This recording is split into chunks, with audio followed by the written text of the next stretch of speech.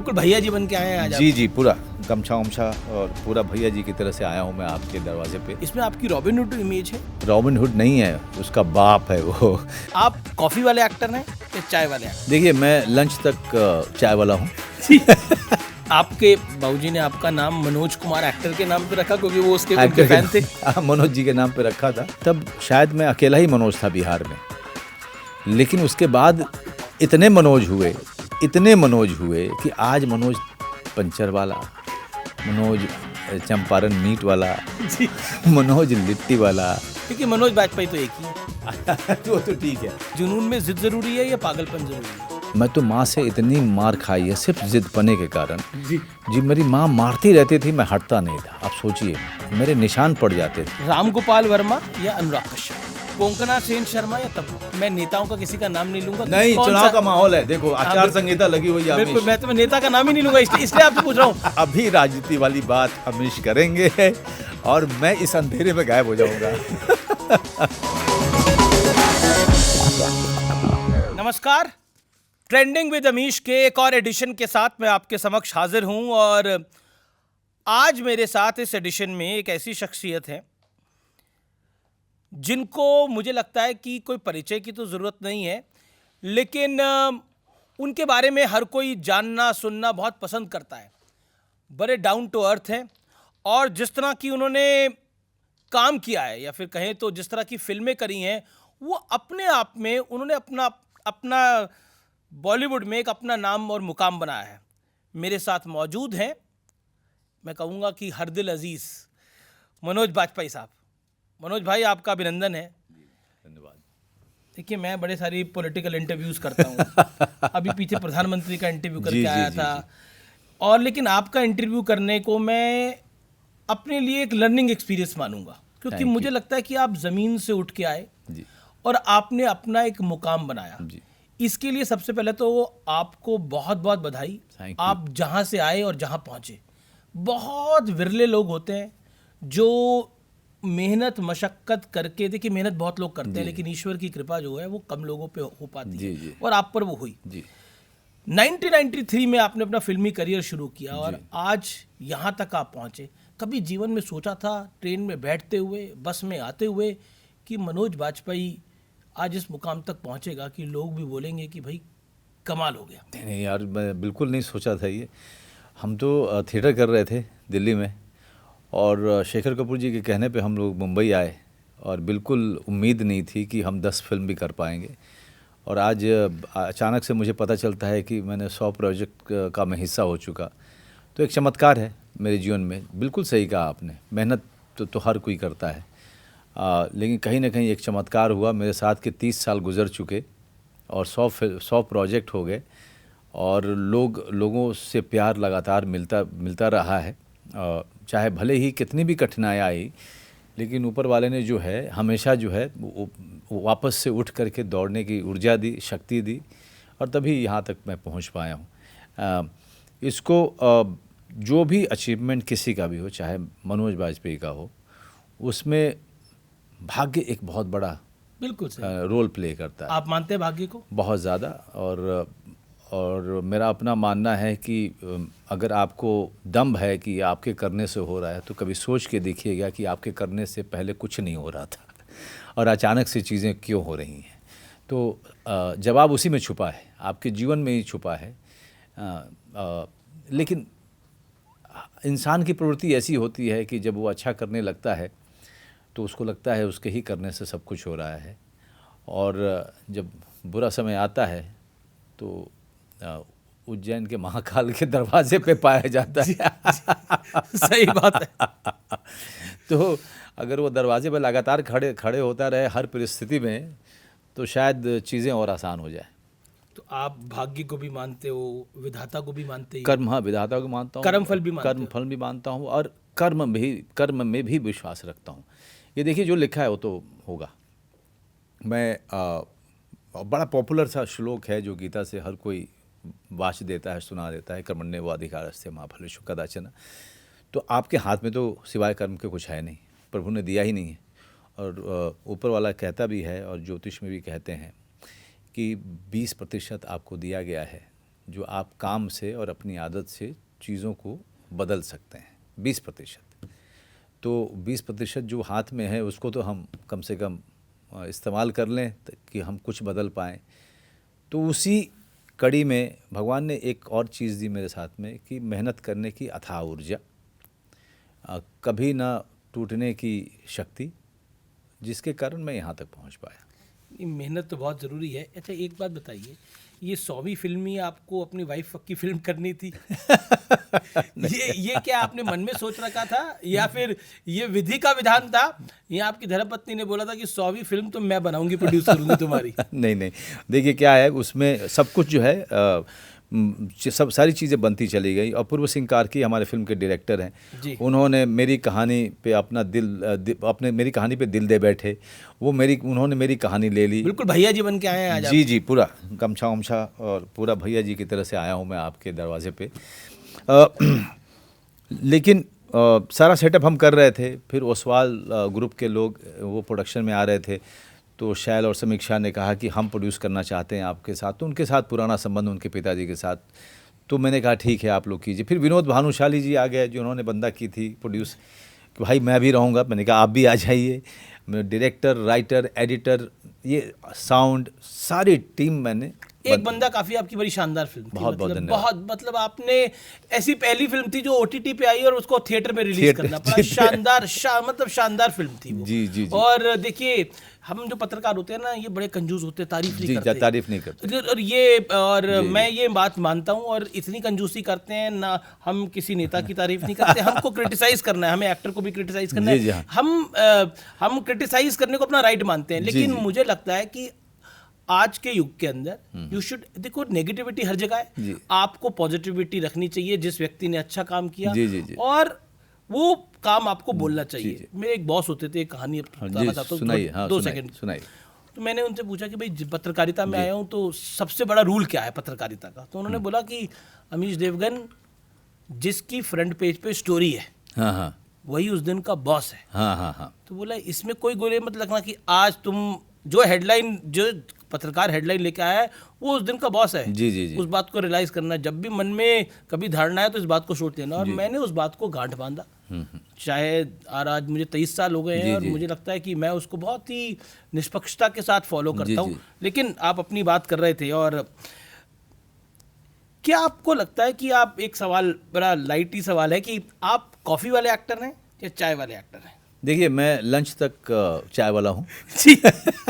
Lunch के बाद मेरी फास्टिंग शुरू होती है। अच्छा।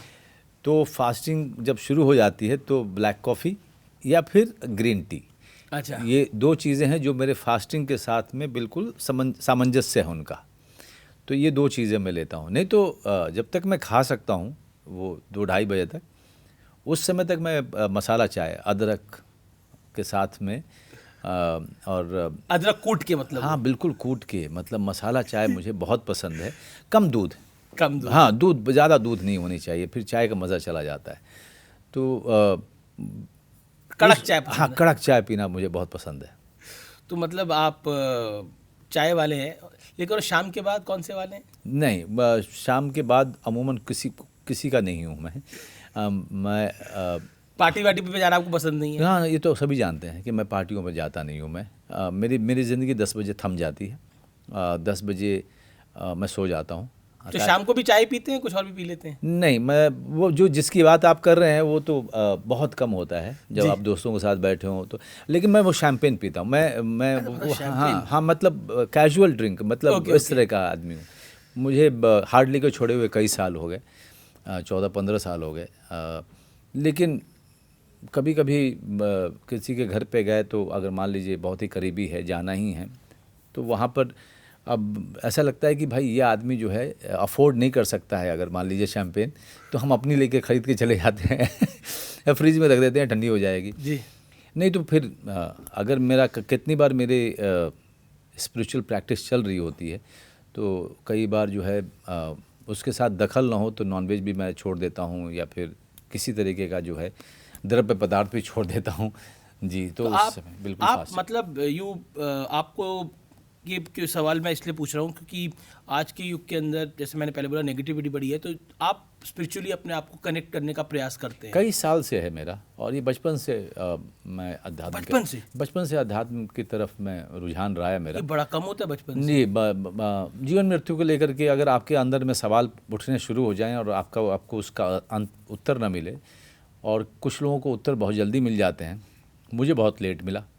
5 साल 6 साल पहले जब हमारे स्पिरिचुअल टीचर हमको मिले, हमारे स्पिरिचुअल गुरु मिले, तब से जो है एक ख़ास तरीके का अनुशासन जो है उसका पालन भी करता रहा मैं। पर आपको बेनिफिट करा उसने? मेरे ख्याल से उसके बेनिफिट कई तरीके के हैं, सिर्फ स्वास्थ्य उस नहीं है। उसका बेनिफिट ये होता है कि आप सिर्फ कर्म में विश्वास करना शुरू करते हो, और बाकी सब चीज़ें फिर सेकेंडरी नहीं, वो ख़त्म हो जाती हैं, बाकी सारी अपेक्षाएं, आशाएं। लेकिन एक सवाल आता है, because I am asking is this, कि आपको बहुत लोग आपको रोल मॉडल मानते हैं, तो बोलता है कि आदमी जब सक्सेसफुल हो जाता है तो सब इस तरह की बड़ी बड़ी बातें करने लग जाता है, तो आप क्या कहना चाहते हैं? अच्छा, तो नहीं, देखिए वो अब पता नहीं बड़ा आदमी वो कब से मुझे मान रहे हैं, किस साल के बाद मुझे बड़ा आदमी मान रहे हैं जी। अब तो 30 साल में गुजार चुका हूँ, तो मुझे ये पता करना होगा क्या वो बड़ा आदमी मुझे 98 से मान रहे हैं जब सत्या रिलीज़ हुई थी, या वो बड़ा आदमी मुझे राजनीति से मान रहे हैं 2011 से, या फिर गैंग्स ऑफ वासेपुर के बाद बड़ा आदमी मान रहे हैं, या फिर फैमिली मैन के बाद बड़ा आदमी मान रहे हैं। मैं ऐसा ही रहा हूँ, और मैं ऐसे ही इसी तरह से जीवन पद्धति अपनी बनाई है, और मैं इसी तरह से मैंने जीवन को जिया है। मैं कोई अनोखा काम नहीं करता हूँ, मैं एक अभिनेता हूँ, मैं वैसे ही एक अपना काम कर रहा हूँ जैसे कि आप पत्रकार हैं अपना काम कर रहे हैं। मैं इसमें अलहदा अपने आप को मानता नहीं। आपके बाबूजी ने आपका नाम मनोज कुमार एक्टर के नाम पे रखा, क्योंकि वो उसके एक्टर के फैन थे? हाँ, मनोज जी के नाम पे रखा था, और मैं मनोज कुमार जी से जब भी मिला तो मैंने उनको यही बोला, और बहुत आशीर्वाद भी दिया उन्होंने। लेकिन बाबूजी ने नाम तो जब रखा था तब शायद मैं अकेला ही मनोज था बिहार में, लेकिन उसके बाद इतने मनोज हुए कि आज मनोज पंचर वाला, मनोज चंपारण मीट वाला जी, मनोज लिट्टी वाला, मनोज होशियरी, मनोज क्लॉथ मर्चेंट, है ना, मनोज पान वाला। तो आपको बहुत मनोज मिलेंगे। देखिए, मनोज वाजपेयी तो एक ही है। वो तो ठीक है, मनोज नाम बहुत कॉमन है बिहार में। अच्छा, ये वाजपेयी यानी और वाजपेयी ये दोनों एक ही है। मतलब ये करा क्यों? नहीं, ये देखिए, ये जैसे मैं कहीं पढ़ रहा था, लिखा हुआ था कि ये करने के बाद मनोज वाजपेयी की गाड़ी चल नहीं, मेरे पिताजी का नाम की वाजपेयी की स्पेलिंग वही है। अच्छा, जो मेरी है या जो मेरे भाई बहनों की है, तो इसमें कोई भी अंक ज्योतिष नहीं है, पहली बात समझिए। पहले मैं इस पर ध्यान नहीं देता था, आजकल मैं बहुत ही ज़्यादा, कुछ सालों से मैं कहता हूँ भाई जब मेरे नाम की सही स्पेलिंग है वो लिखिए। तो बीच में लोग लिखते थे BAJPAI, फिर लिखते थे VAJPAYEE, फिर लिखते थे VAJPAI, जिसका जो मन आया उसने लिखा। लेकिन कुछ सालों से मैं ज़्यादा जोर देता रहा कि भाई जो मेरे पिताजी से सरनेम मैंने लिया है उसी को आप डालिए और उसी स्पेलिंग के साथ डालिए, तो वही है। एक कुछ लोग वाजपेयी लिखते हैं, जैसे विजय और विजय दोनों तो एक ही हैं, तो उसी तरह का वाजपेयी या वाजपेयी अटल जी वी लिखते थे, लेकिन बहुत सारे जो वाजपेयी हैं वो वाजपेयी लिखते हैं जी। पर है अर्थ सेम ही अर्थ है। आपकी फिल्म के बारे में बात करते हैं, जो भैया जी फिल्म आ रही है, आपकी वाइफ ने इसको प्रोड्यूस किया है, इसमें आपकी रॉबिन हुड इमेज है। उसको कहते हैं कि मतलब वो विलन बोलता है तो वो क्या रॉबिन हुड है, तो उसका पंडित बोलता है रॉबिन हुड नहीं है, उसका बाप है वो। तो एक ऐसा आदमी है जो समाज और गांव और परिवार को साथ लेके चलता है, वो सबका कल्याण करने वाला फैमिली मैन है। लेकिन जब उसका पास्ट है जी, वो उतना ही भयावह भी है उस आदमी का। अब वो उस पास्ट में वापस नहीं जाना चाहता है, लेकिन कुछ परिस्थितियां ऐसी बनती हैं जहाँ पे वो क्या पास्ट पे जाएगा या नहीं जाएगा, ये आपको फिल्म देखनी पड़ेगी।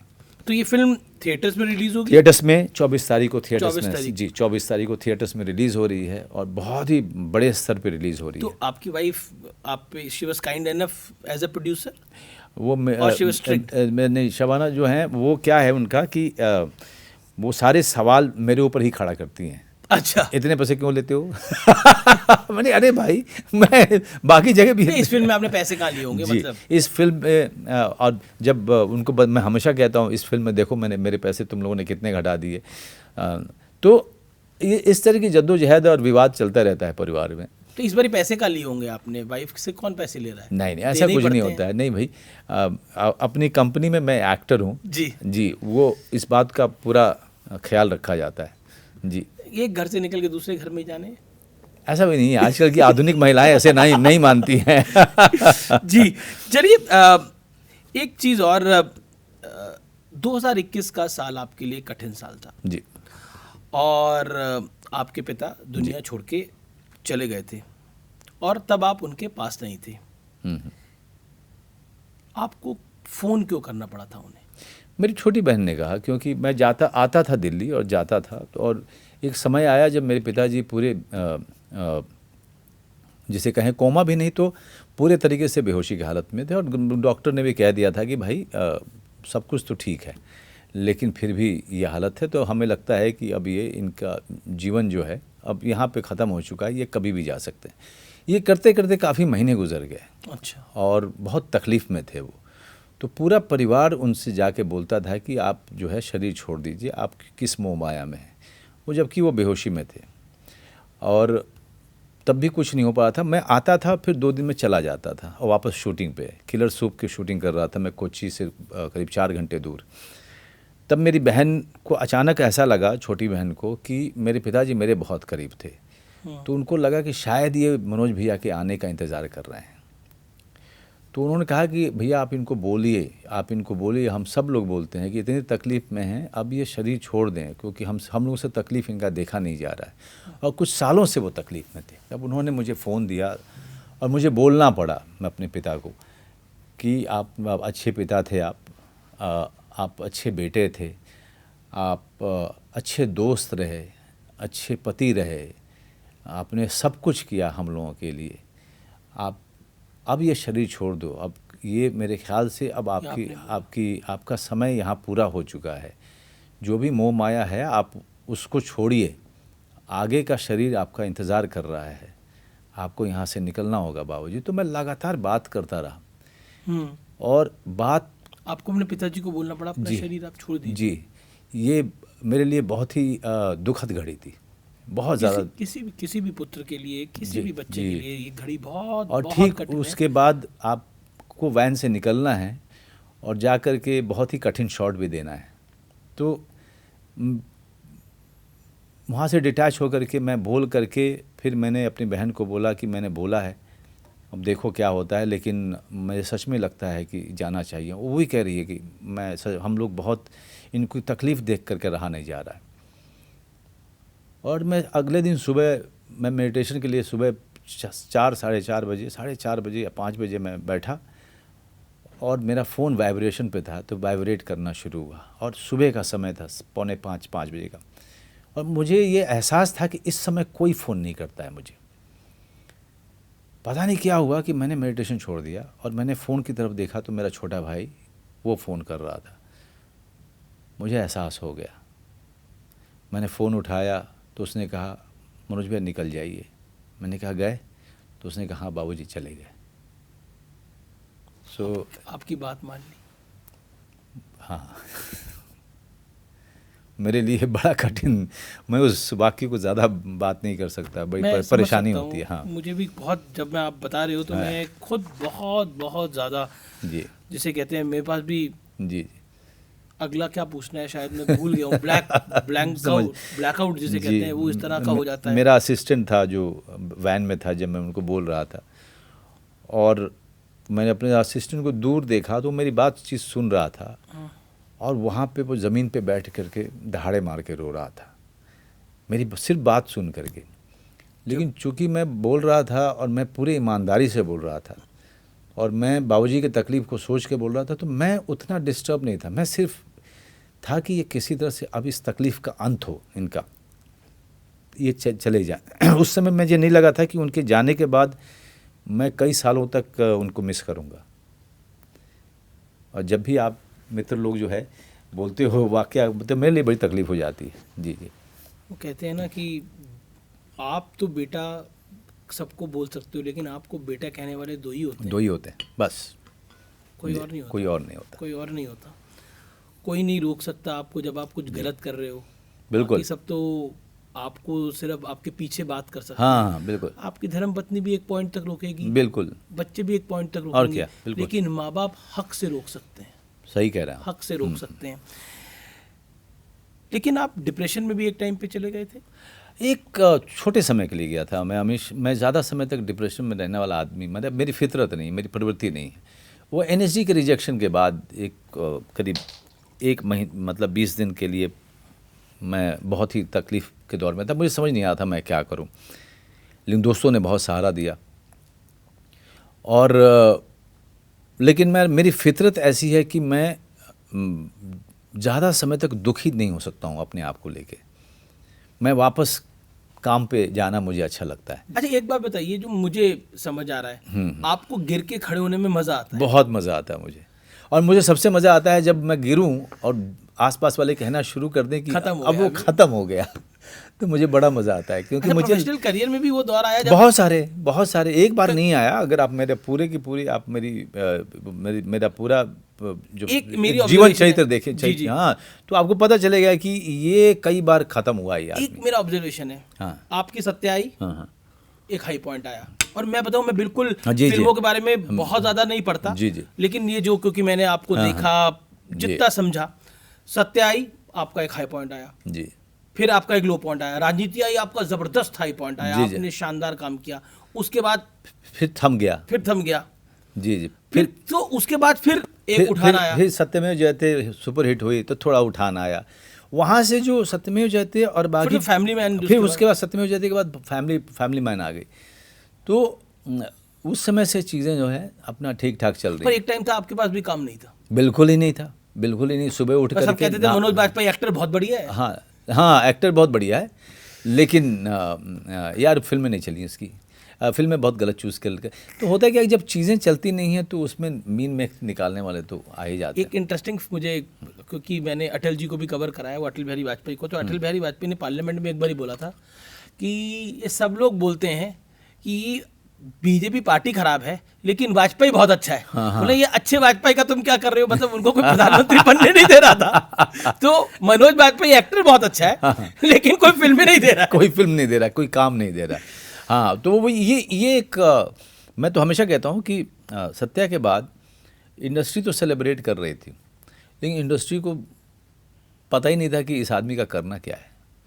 ना ये विलन लगता है, ना ये हीरो लगता है, इसको दें तो क्या दें। तो बाद में उनको लगा अरे विलन ही दे देते हैं, क्योंकि भाई हीरो को तो डिस्टर्ब नहीं कर सकते हो ना, तो विलन तो वो मुझे करना नहीं था। तो बहुत सारे समय तो मैंने काम को बस मना किया। काम मना करने का मतलब है कि आप पैसा भी मना कर रहे हो। वापस से उसी किराए के जगह पे सत्या के बाद में 7 साल तक मैं 8 साल तक मैं किराए के घर पे रहा हूँ। ये जब मैं किसी को कहता हूँ तो बहुत सारे लोग विश्वास नहीं करते हैं। उस दौरान भी मैं बहुत बड़ा नाम हो चुका था, लेकिन बीच बीच में ही फिल्में करता था। कौन कर ली, शूल कर ली, अक्स कर लिया, जो जुबैदा आ गई, इस तरह से बीच बीच में ही फिल्में करता था ज़्यादा, और उन फिल्मों में गैप बहुत होता था। लेकिन ज़्यादातर समय तो ऐसी फिल्में आती थी जो मैं करना नहीं चाहता था। आप एक्टर, आप बोल रहे थे आपको तो राजकुमार बना दिया था एक फिल्म के अंदर। हाँ, जुबैदा में आप राजकुमार थे। जी बिल्कुल। और आपने बोला मैं राजकुमार जैसा दिखता नहीं। तो श्याम बेनेगल ने कहा ये रहे असली राजकुमारों के फोटो, देख लो कौन ज़्यादा अच्छा दिखता है। तो आप, अच्छा, हीरोइन ने भी बोला था कि ये राजकुमार तो दिखते नहीं है, ऐसा कुछ था? नहीं, हीरोइन ने भी नहीं बोला था जी, क्योंकि श्याम बेनेगल इतने बड़े कद के निर्देशक हैं कि जो कोई भी एक्टर उनके डिसीजन के विपरीत नहीं सोच सकता है।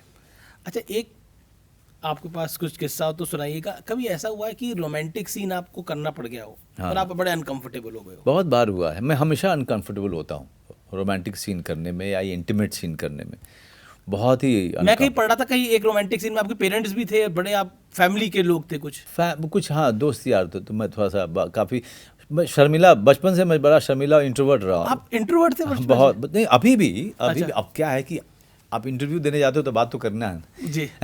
बात आपको बुलाया है कि बात करने के लिए, और आप बात ही नहीं करोगे तो कैसे होगा। तो ये सब इंट्रोवर्ट और शर्मिला, ये दोनों चीज़ें मेरे साथ साथ चलती हैं, दोनों ही साथ साथ चलती हैं। और अगर मैं बैठता भी हूँ किसी के साथ हो हा करने के लिए, तो वही लोग होते हैं जो मेरे करीबी या इनर सर्कल के लोग होते हैं। अब यारबाज हुआ करता था, क्योंकि जब तक यार हमारे जो है बेचारे सब 20-25 साल के 30 साल के थे, तब तक यारबाजी हम लोगों ने बहुत किया। अब हम मिलते हैं तो बहुत ही आराम से मिलते हैं जी। लेकिन तब भी गाली गलौज आपस में होती ही है। तो अपने पुराने दोस्तों के साथ मिलने चले जाते हो आप? नहीं, बहुत ज़्यादा, बहुत सारे दोस्त हैं जो हम लोग बहुत संपर्क में हैं। और मेरे रामजस कॉलेज के दोस्त हैं जिनके साथ व्हाट्सएप ग्रुप है, एक दूसरे के घर के घरों की शादियां हम अटेंड करते हैं, मिलते हैं। अभी था मैं, अभी पिछले दिनों मैं भोपाल में था, फिर मैं जयपुर में था, सिर्फ उनकी शादियां अटेंड करने जाता हूँ। अच्छा, एक बॉलीवुड के अंदर कोई बड़ा एक्टर छोटा एक्टर होता है? होता है ना सर, बड़ा स्टार और छोटा स्टार और छोटा एक्टर होता है। अच्छा। बड़ा स्टार और बाकी एक्टर होते हैं। तो बड़ा स्टार जो है वो एक डिफरेंस है, प्राइम मिनिस्टर और होम मिनिस्टर होता है जी। बाकी सब जो है इधर उधर की मिनिस्ट्री मिली होती है। लेकिन ओटीटी ने तो सब बराबर कर दिया है मामला। देखिए, ऐसा पब्लिक को तो लगने लग गया है। हाँ। और मैं ये कोई स्टेटमेंट नहीं दे रहा, लेकिन रियलाइज कर रहा हूँ कि मुझे लगता है राजेश खन्ना जी बहुत बड़े सुपरस्टार रहे, अमिताभ बच्चन साहब सुपरस्टार रहे, सुपरस्टार रहे, शाहरुख खान बहुत बड़े एक्टर रहे, सलमान खान बहुत बड़े एक्टर रहे, अक्षय कुमार अच्छे एक्टर है, ऐसा नहीं है मतलब। लेकिन अब वो सुपरस्टारडम मुझे नहीं लगता, शायद आप सही कह रहे हो कि अब जो स्टार्स बनेंगे वो सुपरस्टारडम को शायद नहीं देख पाए जो बाकियों ने देखा, क्योंकि उसका सीधा सा है कि अब इतने सारे एवेन्यूज़ आ गए एंटरटेनमेंट के कि छोटे बड़े थोड़े स्टार हर एवेन्यूज़ पे आ गए। कोई यूट्यूब स्टार है, कोई टिकटॉक स्टार है, कोई इंस्टाग्राम स्टार है, कोई फेसबुक स्टार, तो कोई रियलिटी शो का स्टार है। और सबको तवज्जो, सबको कैमरास जो हैं चेज़ कर रहे हैं। अपॉर्चुनिटीज़ बहुत हुई। OTT पे इतने लोगों को काम मिल रहा है और वो घरों घर तक लोगों तक पहुँचे हैं। जो अच्छा काम भी आ OTT पे एक काम जो पॉपुलर होता है, आप यकीन नहीं कर सकते हैं कितने लोग उसको देखते हैं, जो थिएटर जो है या सिनेमा जो है थिएटर में, वो उसको सोच भी नहीं सकता है। एक टाइम होता था छोटा पर्दा बड़ा पर्दा, जी, मतलब डिफरेंशिएट किया जाता था टीवी, और इस बात को बिल्कुल फैक्चुअली टीवी एक्टर्स को दे वर लुक डाउन। बिल्कुल। लेकिन आज के तारीख में जैसे every big star is on TV, या every big star is on OTT, every big star is on social media. अभी वो समय बदल गया। अभी OTT ने अच्छा, आपको रियलाइज होता है कि OTT ने आपको एक मतलब मुकाम एक नए स्टारडम पे पहुंचा दिया? बिल्कुल, क्योंकि व्हाई नॉट, ये फैमिली मैन प्लस उसके बाद जितने काम किए मैंने लगातार, जो मेरी फिल्मों को लोगों ने देखा, सीरीज़ को देखा, जो सारे सक्सेसफुल हुए, उसके कारण मैं घरों तक पहुंचा। डायल 100, साइलेंस 2, ये आपको north south east west overseas मैं कहीं भी जाता हूँ, सब न सिर्फ ये वाला काम लोगों ने देखा है, बल्कि पीछे जाकर मेरे काम को ढूंढ के देख रहे हैं। आप यकीन नहीं मानेंगे कि इस समय कौन, मेरी फिल्म जो 99 में आई थी, आज कौन वापस जाके लोग देख रहे हैं, कौन को एक्सप्लोर कर रहे हैं, तो ट्रेंड कर रही है दोबारा। जी, ट्रेंड कर रही है दोबारा। सत्या को लोग, जो जनरेशन है ये वाला, वो नहीं जानता है सत्या कितनी कल्ट फिल्म थी, क्या कैसे उसने इंडस्ट्री को बदल दिया, लोग नहीं जानते हैं। तो ये जनरेशन जाकर के सत्या को देख रहा है, तो ये मेरे लिए बहुत बड़ी उपलब्धि है। आप यकीन नहीं मानेंगे, बहुत सारे लोग, मैं फ़्लाइट में जाता हूँ, एयरपोर्ट पे होता हूँ, पब्लिक प्लेस पे होता हूँ, इवेंट में होता हूँ, बहुत सारे लोग कहते हैं कि आपका वो फलां इंटरव्यू मैं देख रहा था, आपके सारे इंटरव्यूज़ हम लोग खोद के देख रहे हैं। तब मुझे एहसास हुआ कि मेरे फिल्मों को तो छोड़िए, लोग इंटरव्यूज़ भी खोद के देख रहे हैं, तो जो मैं बोल रहा हूँ उसको लोग बड़े गौर से सुन रहे हैं। तो मुझे उसको पूरे सिंसियरली मुझे इस चीज़ को भी अप्रोच करना चाहिए, क्योंकि जब मैं आपसे बात कर रहा हूँ, ऐसा नहीं कि मैं कोई गुंडे की तरह बात करता हूँ, लेकिन सडनली आपका अवेयरनेस होता है कि जो आप बोल रहे हो, जो अमित से अगर मैं बात कर रहा हूँ तो ये लोग देखेंगे, और जो लोग अभी नहीं देखेंगे हो सकता है कि वो 10 दिन के बाद देखेंगे, यूट्यूब पे देख लेंगे वो, क्योंकि अब वो ये इन सब बातों को देख रहे हैं, उससे कुछ समझने की कोशिश कर रहे हैं, उससे कुछ पाने की कोशिश कर रहे हैं। तो ये इंटरव्यू सिर्फ ऐसे ही नहीं है, ये किसी न किसी को अफेक्ट कर रहा है, प्रभावित कर रहा है। सही आपने कहा कि कोई भी इंटरव्यू जो है वो अवेयरनेस को क्रिएट करता है। एक अवेयरनेस इस पे भी होनी चाहिए, स्ट्रगल क्या है, क्योंकि शायद हम व्यक्ति के सक्सेस को देखते हैं, हम मनोज बाजपेयी को देख रहे हैं, हम अमिताभ बच्चन को देख रहे हैं, लेकिन उनके पीछे की मेहनत नहीं देख रहे। अमिताभ बच्चन ने भी बहुत बड़ी स्ट्रगल करी है, शायद कई लोगों को बहुत नहीं ज़्यादा, पता। बहुत ज़्यादा। और हर सफल व्यक्ति के पीछे का एक संघर्ष है, एक यात्रा है, मोर देन संघर्ष, एक यात्रा है जिसमें उसने बहुत कुछ खोया है और जिसमें उसने बहुत सारा अपमान सहा है, जिसमें वो ऐसी ऐसी परिस्थिति से गुजरा है कि उस परिस्थिति में अगर आप जाएं तो हो सकता है कि आप उस सपने को छोड़ दें। इस तरह की कठिनाइयों को सहा है। तो हर यात्रा जो है एक कहानी है और उसका हीरो वो व्यक्ति है। तो हमें उसकी यात्रा से सीखना चाहिए। जो सामने है, जो फाइनल प्रोडक्ट है, सिर्फ उस पर मत जाइए। फाइनल प्रोडक्ट देख करके गांव शहर मत छोड़िए। आप ये देखिए कि अगर आप वो बनना चाहते हो तो उसके पीछे की यात्रा करने के लिए क्या आप तैयार हैं? आप उस यात्रा को पहले रिसर्च कीजिए और तब आप जांचिए कि क्या आपके अंदर में वो ऊर्जा है, सहने की क्षमता है, वो यात्रा करने की क्षमता है। संघर्ष क्या है आपकी शब्दों में? मेरे संघर्ष में बोलने में बड़ा हिचकिचाता हूँ, क्योंकि संघर्ष तो रिक्शा वाले का है ना। क्योंकि जो काम नहीं करना चाहता है उसको करना है, क्योंकि उसको जो रात को जो है ना रोटी खिलानी है अपने बच्चों को या खुद रोटी खानी है, तो वो जब नहीं करेगा तो नहीं खा पाएगा।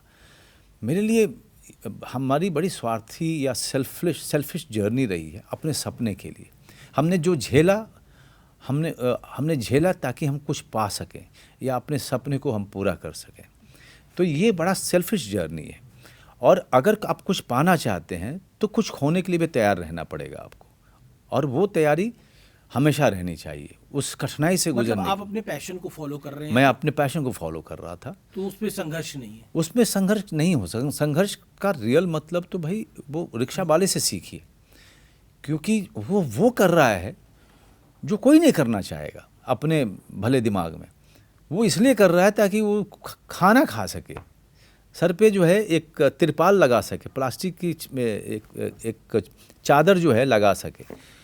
तो संघर्ष उसी का है। बाकी हम सब लोगों ने अपने सपने को पाने के लिए, पैशन के लिए, जुनून के लिए हम अपने ये जिद ठानी कि हम इस रास्ते जाएंगे। जी, तो जुनून में, चलिए इसको थोड़ा दूसरे ढंग से लेते हैं, जुनून में जिद जरूरी है या पागलपन जरूरी है? देखिए, जुनून तो अपने आप में पागलपन है, जिद बहुत ज़रूरी है, बहुत ज़रूरी है। मेरे साथ में तो मैं क्योंकि बहुत ज़िद्दी बच्चा रहा था। मैं तो माँ से इतनी मार खाई है सिर्फ ज़िद पने के कारण।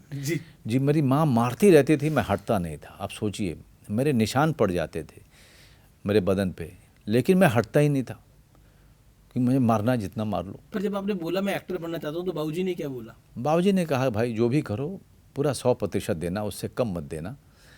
और सपोर्टेड यू? हाँ, अभी कुछ देखिए, उनके 6 बच्चे थे और उनका कहना था कि मेरी एक ही शर्त है कि तुम सब के सब ग्रेजुएट हो जाओ, क्योंकि मैं चाहता हूँ कि मेरे सारे बच्चे ग्रेजुएट हो। बाकी तुम लोगों को जो करना है वो करो, लेकिन खुद से करो, क्योंकि मेरे पास उतनी क्षमता नहीं है कि मैं 6 के 6 को सपोर्ट कर पाऊँ। मैं ज़्यादा ज़्यादा अपनी बेटियों की शादी कर दूंगा, बाकी तुम लोगों को शादी करना है तो खुद करो। तो ऐसे विचार थे उनके। मेरी माता डिक्टेटर थी, तानाशाह, बहुत बड़ी तानाशाह। और मेरी और उनकी बिल्कुल नहीं जमती थी जब तक वो ज़िंदा रहीं। लेकिन शायद ये भी एक प्रेम था अपने तरीके का। अब मैं उनको बहुत मिस करता हूँ कि भाई मेरे साथ झगड़ा करने वाला चला गया, है ना। तो कहते हैं ना, जो माई होती है जो आप कितने भी बड़े हो जाओ तो बोल देती है, मेरे सामने तो मत बोल। नहीं, मेरी माँ तो ऐसी थी कि उसके मरते तक, जब हॉस्पिटल में भी थी, तो वो एक बार देख लेती थी गुस्से में किसी भी भाई बहन को, तो सबके सब पीछे हट जाते थे। अच्छा, अक्सर बेटे जो हैं वो बाप से डरते हैं, आप माँ से डरते थे? हाँ, माँ से मैं, क्योंकि मेरी माँ ने बहुत कूटा है, बहुत ज़्यादा कूटा है मुझे, बहुत ज़्यादा। मतलब खींच खींच के टांग टांग के वो मुझे हॉस्टल में रख के आई है मुझे। अच्छा, आप अपने बच्चों के साथ, आज के युग के बच्चे हैं, स्ट्रिक्ट हैं? नहीं, मैं, मेरी बच्ची है वो, मैं बड़ा फ्रेंडली हूँ उसके साथ में, वो दोस्त है मेरी, और हम लोग बातें करते हैं जब भी होते हैं। नहीं तो वो खुद अपना जो है अपने मतलब की कोई ओटीटी पे सीरीज़ देख रही होती है जब हॉस्टल से आती है तो, या कुछ काम निकालना होता है तो अपने बाप की तारीफ़ करना शुरू कर देती है। बहुत चालू चीज़ है वो। लेकिन you like to give all the luxuries to your family, आप अपने परिवार को सुविधा में रखना पसंद करते हैं। देखिए, आई वाज रीडिंग समवेयर। जी देखिए, मेरे पिताजी हमको जितना दे सकते थे उन्होंने दिया ना। उन्होंने हमको ग्रेजुएट कराया, तो जिनके पास कोई रिसोर्सेज नहीं था, कोई क्षमता नहीं थी, उसके बाद भी आगे जाके 6 बच्चों को उन्होंने सपोर्ट किया उनकी पढ़ाई में। तो मेरे पास भगवान ने सामर्थ्य दिया है, तो मैं उस बच्ची को वो सारी चीज़ें दे रहा हूँ जिसको वो डिज़र्व करती है। एजुकेशन तक हम मेरी पत्नी और मेरा, हम दोनों का मानना है। नहीं, पर मैंने पढ़ा कि कहीं पढ़ा या कहीं लिखा हुआ था कि आप अपने परिवार को बिजनेस क्लास में ट्रैवल कराना पसंद करते हैं। मैं जब जाता हूँ छुट्टी पे, अच्छी लग्जरी जगह जी पे। मैं छुट्टी पे जाता हूँ, तब हम लोग का, हमारे परिवार का एक सहमति है आपस में जी। कि जब हम छुट्टी पे जाएंगे तो हम पूरे कंफर्ट में चीज़ों को रखेंगे।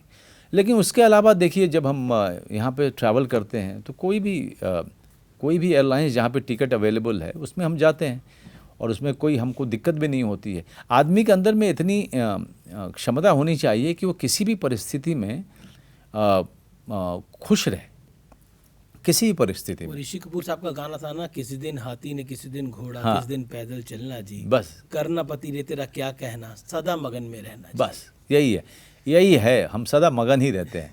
कि हम लोग अगर अल्मोड़ा में हम रहते हैं तो हम अल्मोड़ा में दिन भर ट्रैकिंग करते हैं, पहाड़ों में घूमते रहते हैं। हम कोविड में फंसे थे, शूटिंग कर रहा था मैं, सारी यूनिट चली गई थी, वहाँ से अकेले मैं और मेरा परिवार रहा।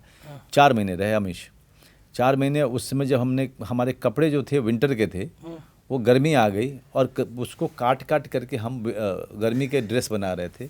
मेरी बेटी का जो है एक ही शू लेके गई थी, क्योंकि वो 7 दिन के लिए गई थी छुट्टी मनाने के लिए। Obviously। और मतलब उसके अंगूठे का मतलब उसके जूता फट के उसका अंगूठा अंदर से झांक रहा था। लेकिन हमें कहीं बुरा नहीं लगा, क्योंकि हमें लगा कि यार ठीक है, जीवन तो है अभी फिलहाल तो। अभी तो है, जीवन तो है। नीचे तो लोग तड़प रहे हैं, त्राहिमाम है पूरा। बहुत खराब समय था जी, पूरे जी। विश्व के लिए। मुझे नहीं लगता कि शायद ऐसा खराब समय ईश्वर कभी किसी और को दिखाए। लेकिन बात बहुत सारी हो रही है, तो फैमिली की बात हो रही है, आप फैमिली मैन हैं, तो ये जो आपकी और आपकी वाइफ का अफेयर हुआ, ये कैसे हुआ? मतलब हाउ? एक हंसल मेहता की पार्टी में मिले थे हम लोग। अच्छा। जी, वहाँ से बातचीत का सिलसिला शुरू हुआ, और मुझे उसी समय लग गया था कि मैं पता नहीं क्यों मुझे लगा कि इसके आगे अब नहीं देखना है। अच्छा, इसके आगे अब नहीं देखना है। जी।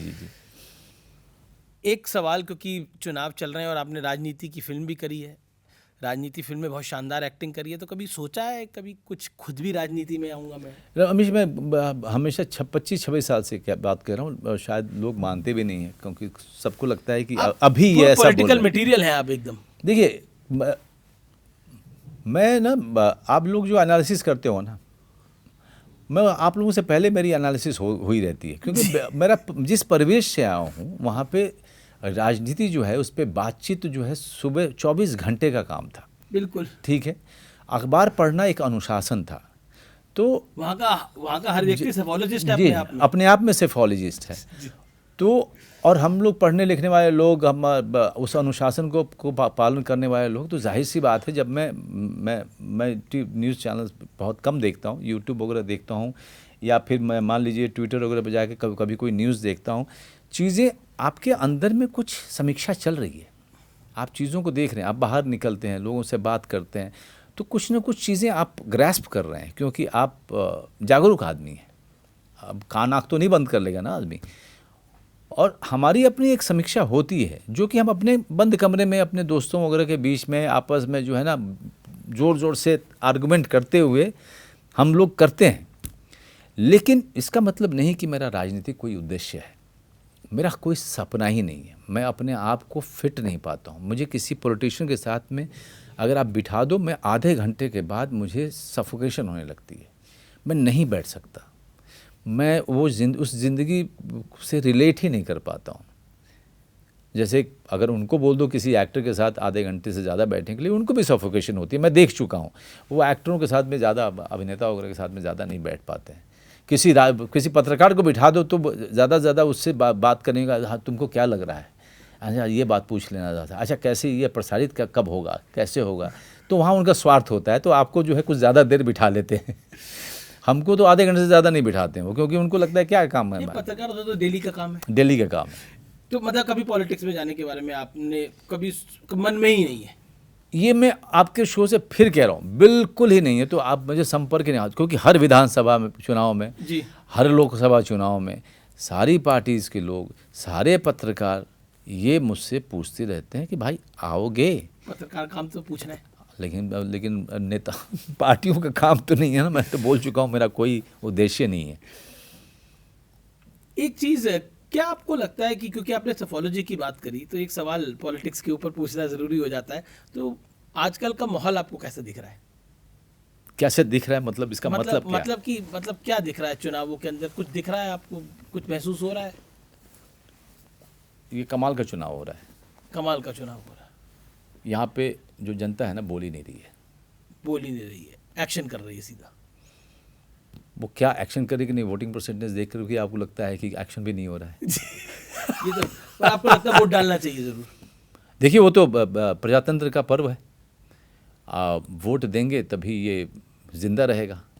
पाँच साल में ये समय आता है, लेकिन वोटिंग परसेंटेज अगर नीचे जा रही तो उसका कारण क्या है मुझे समझ नहीं आ रहा है। क्या ये तो पार्टियों को भी समझ में नहीं आ रहा है। सब पार्टियां अपनी तरफ मोड़ लेती हैं इसको। क्या ये तापमान है या फिर कुछ और कारण है, क्या है ये तो मैं नहीं जानता। मैं ग्राउंड पे काम करता नहीं हूँ, मैं तो आप ही लोगों के प्रोग्राम को देखता हूँ और ये बातें सब सोचने समझने की कोशिश करता हूँ।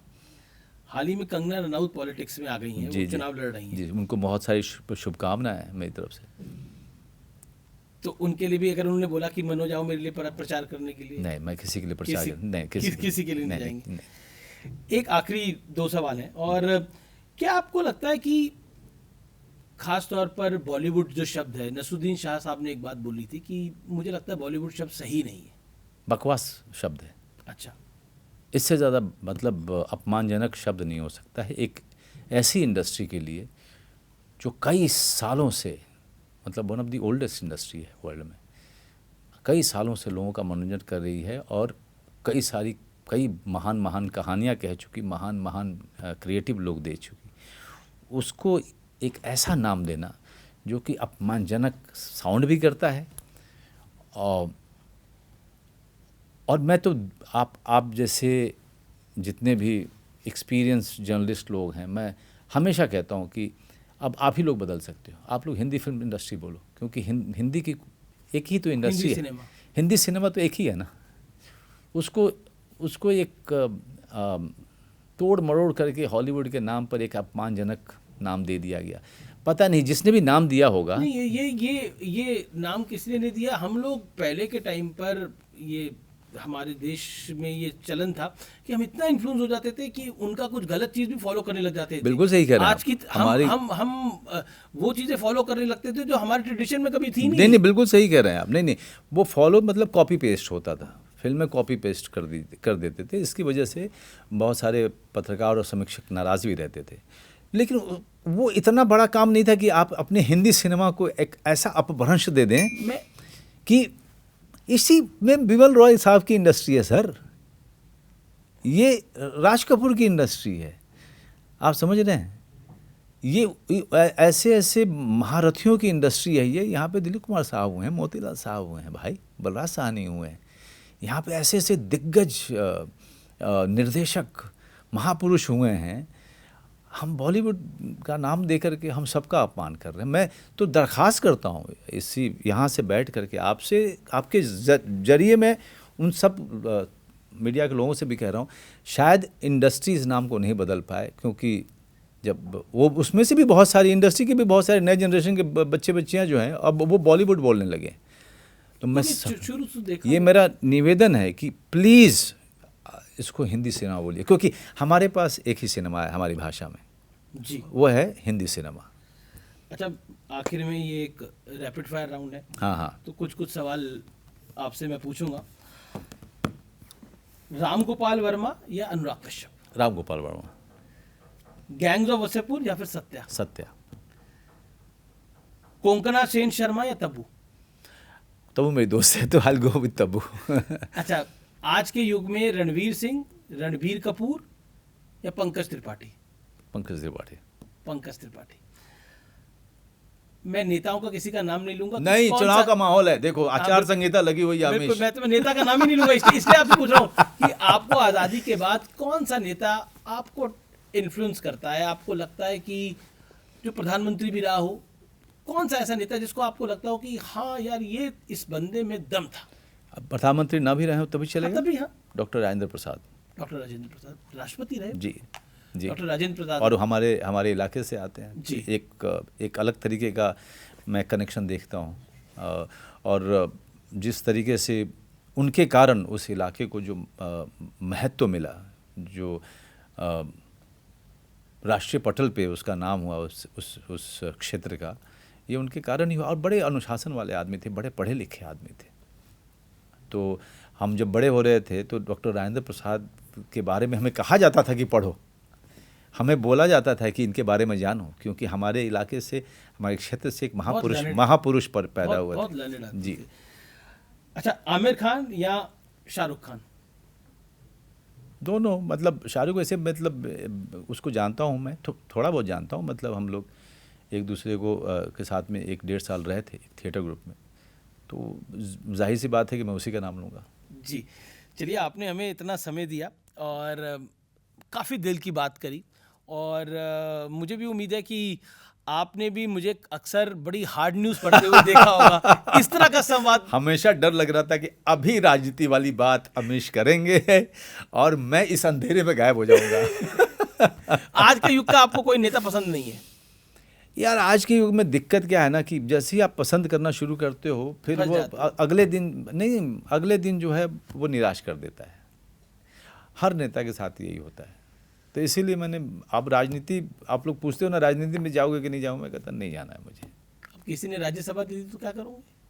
क्या करूँगा? मना कर दूंगा। हाँ, मतलब यार देखो यार भैया, मैं तो सोच रहा हूँ कि अपने 10 साल 12 साल के बाद काम कम करके मैं ऋषिकेश में घर लूँ और वहाँ पे अध्यात्म में को अपना समय दूँ, है ना। मेरी बड़ी इच्छा है, दिली इच्छा है कि मेरा जीवन समर्पित हो अध्यात्म की तरफ। देखते हैं आगे क्या होता है भविष्य। आप लिखते भी हैं? थोड़ा बहुत। कुछ लिखा, कुछ थोड़ा बहुत, कुछ थोड़ा बहुत, बोलना थोड़ा। चाहेंगे या कुछ ऐसा कुछ लिखा नहीं कि मैं बोलना चाहूँ, लेकिन वो जो लिखता हूँ मैं, वो बड़ा व्यक्तिगत होता है। वो सब चीज़ें कुछ मन में हो जिसको आप आखिर में बोलना चाहें हमारे दर्शकों के लिए? मैं सिर्फ इतना कहना चाहूँगा कि चुनाव का माहौल है, मैं आपको खुश कर देता हूँ। जी। चुनाव का माहौल है, 5 साल के लिए जो भी नेता चुनिए, ऐसा चुनिए जो आपकी सोचता हो और जो इस देश के लोगों के बारे में सोचता हो, और एक ऐसा देश बनाए जो इस विश्व में सबसे शांति प्रिय हो, जो नॉर्थ साउथ ईस्ट वेस्ट सबको साथ लेके चले। बहुत बहुत धन्यवाद आपका हमारे साथ आने के लिए, और आपके साथ बात करके एक लर्निंग एक्सपीरियंस रहा मेरे लिए भी। और आप बहुत बहुत मेहनती, बहुत बहुत काबिल व्यक्ति हैं, और ईश्वर आपकी रक्षा हमेशा करता रहे। आपके लिए भी मैं यही दुआ करता हूँ, और मैं आपसे कहूँगा आप सब परिवार और पूरे दोस्तों के साथ भैया जी 24 मई को ज़रूर जाइए देखने बिल्कुल के लिए। बिल्कुल बिल्कुल। और आपकी फिल्मों और लोगों को बोलना पड़े देखने के लिए, देखिए आप जो हैं वो एक कल्ट एक्टर हैं, और मैं ये सामान्य तौर पे नहीं बोलता, Thank you, thank इसलिए you. बोल रहा हूँ आप हैं। Thank you. इसलिए अब जब व्यक्ति अच्छा हो तो उसको थोड़ी तारीफ स्वीकार करनी चाहिए। नहीं, मैं स्वीकार कर रहा हूँ सर, मैं सर झुका के स्वीकार कर रहा हूँ जी। और आपकी फिल्म अच्छी चले। जी, थैंक यू। देखिए 24 मई को आपका नतीजा आएगा, 4 जून को नेताओं का नतीजा आएगा। तो दोनों का इंतजार है। चलिए, तो फिलहाल आपका धन्यवाद, आपका समय देने के लिए हमें धन्यवाद। Thank you.